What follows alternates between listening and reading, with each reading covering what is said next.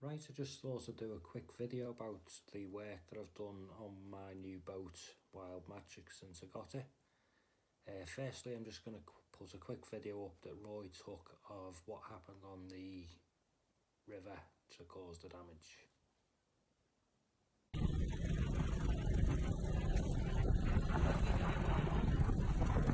And they're going to be tangled, they're going to be right tangled up.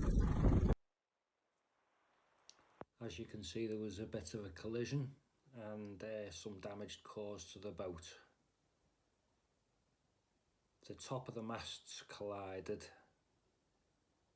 the aerial was knocked off, the wind vane was damaged, and the light on top of the mast was knocked off as well. The stanchions were damaged, some were broken. The safety wires around the boat, some were damaged again, some were broken completely.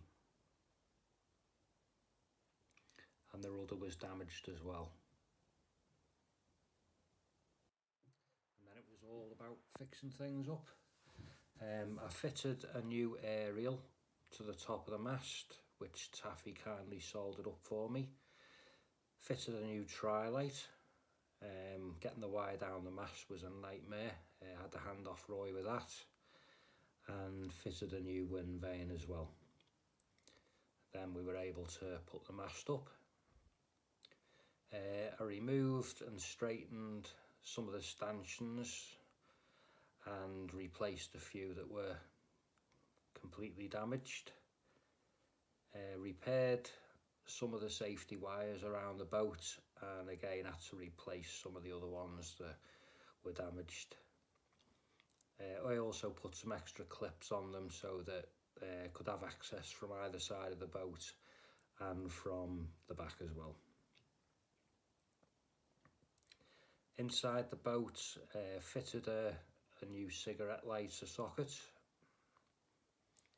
That's nowhere to plug anything in on the boat, so I put one of those in, and a USB socket as well.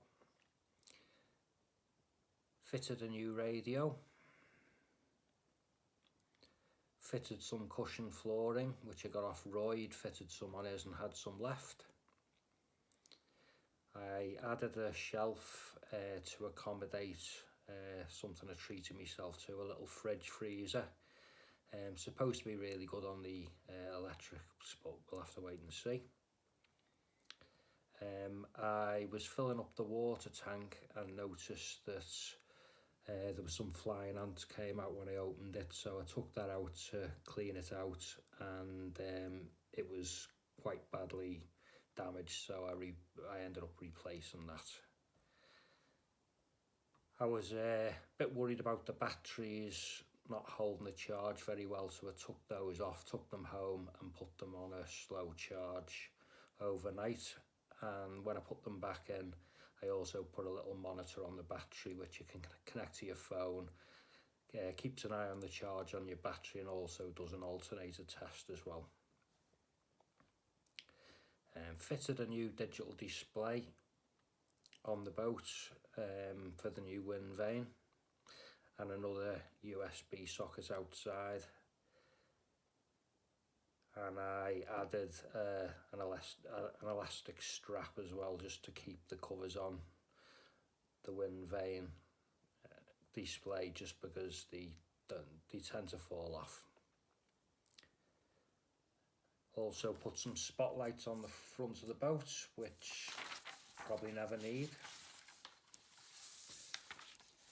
Cleaned up the whole of the boat with a cutting compound first. Took off the old waterline tape, which was a pain to get off, and replaced that. Anti-fouled the underneath of the boat, and then polished the boat as well. I've fitted 2 new anodes and made new threads for the ladder on the back of the boat, and I've fitted those as well. Right, I think that's it. I've run out of work. I'll put a before and after photo up, and hopefully I'll see you all out there on the water soon. Take care and goodbye.